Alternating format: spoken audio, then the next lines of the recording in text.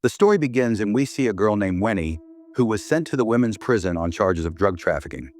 Fortunately, she was placed in a cell with just one other inmate. Her cellmate, Yanti, who had long hair, was very friendly and began explaining the prison environment to Winnie.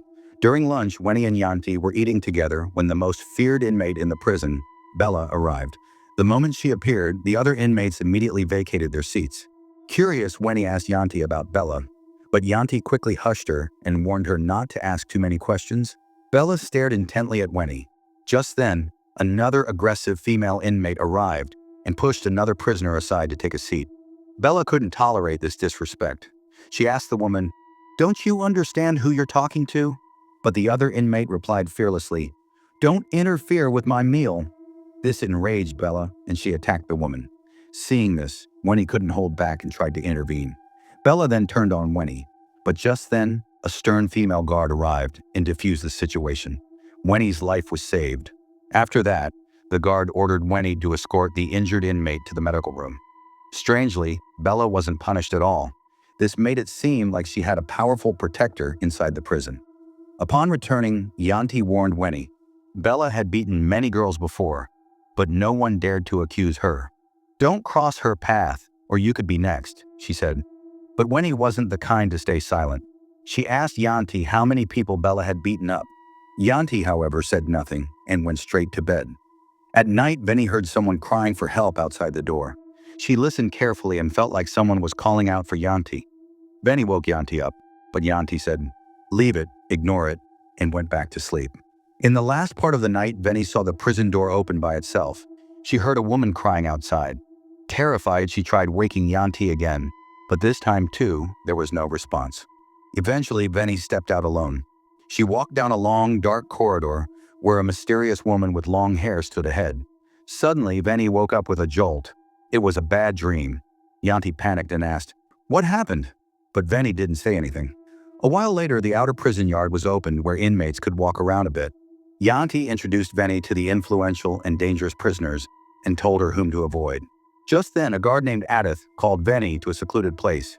That's when a big revelation happened. Vinny was actually a journalist. Her sister Ratna was an undercover police agent who had been sent to this very prison to uncover a hidden truth. But Ratna had died. The prison authorities claimed it was suicide, but the truth was something else. Vinny decided she would uncover the real reason behind her sister's death. The conspiracy to send her to prison was also planned by the police commissioner so she could investigate from the inside.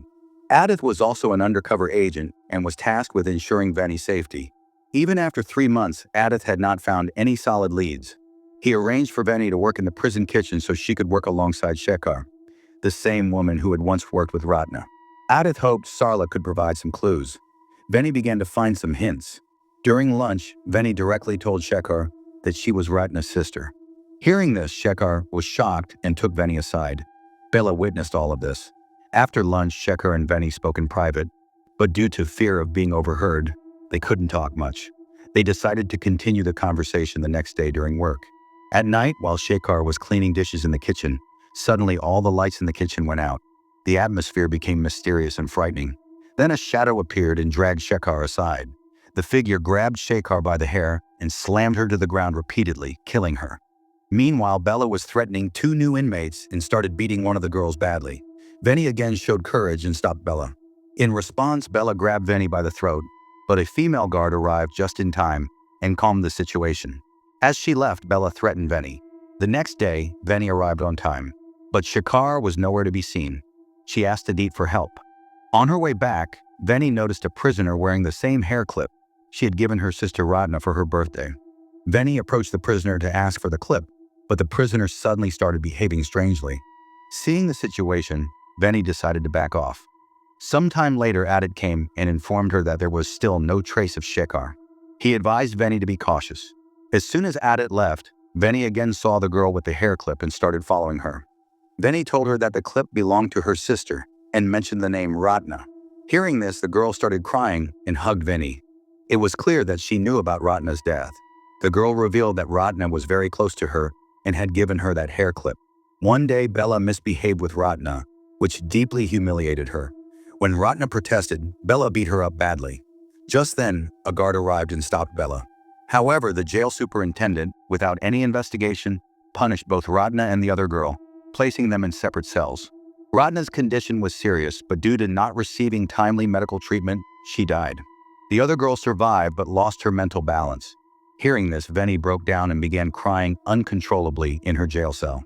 Memories of the time spent with her sister came flooding back.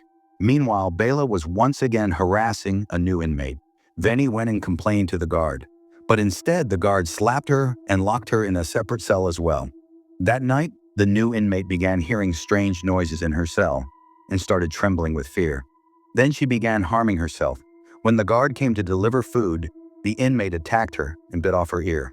A short while later, that inmate also died, and her body was taken to the morgue. Veni then met with Aditya and shared her theory. Anyone who has a conflict with Bela is sent to the isolated cell, and either they die there or go mad. However, Aditya didn't have permission to go into that isolated cell, so Veni had to find her own way.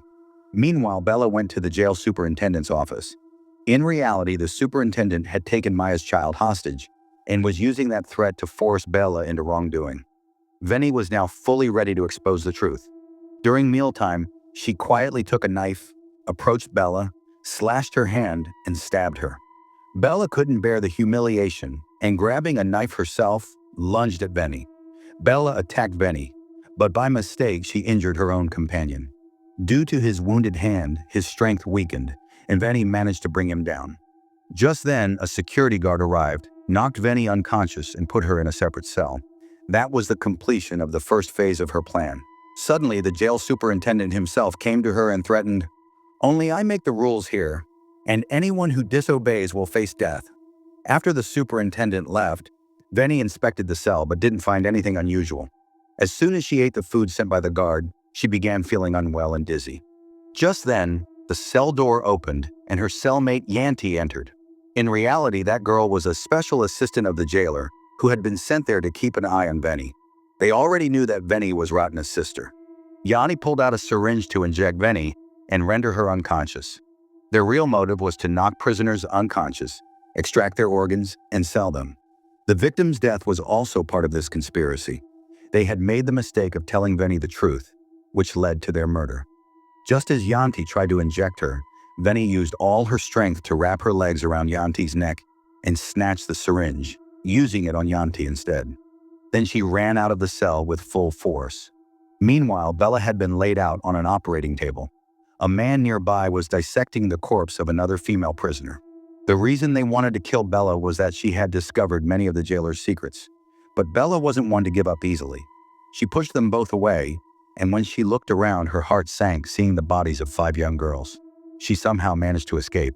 On the other side, the jailer and his henchmen were celebrating, drunk on alcohol. Just then, 2 guards came and said, "Veni has escaped!" An alarm was immediately sounded. On the other side, a guard saw Bela and tried to catch her. But Bela also killed him, took his keys, and escaped. Meanwhile, a guard caught Veni and began to misbehave with her. At that moment, Edit came from behind and stabbed the guard with a knife, saving Veni. Edit said, "We need to call the DSP immediately so that reinforcements can come from outside." But there were only 2 phones in the entire jail, one in the jailer's office and the other in the jail dispensary. Going to the jailer's office was impossible, so both of them ran toward the dispensary. Suddenly, the jailer intercepted them and got into a fight with them. Meanwhile, to create chaos in the jail, all the female prisoners' barracks were unlocked. In no time, panic spread throughout the jail. Somehow, Veni reached the dispensary and told the doctor how the jailer was involved in organ trafficking and that it was urgent to call the police. Dr. Rusdaya calmed her down and handed her a glass of water. Without thinking, Veni drank the water. Just as the call was about to be made, Veni suddenly fainted.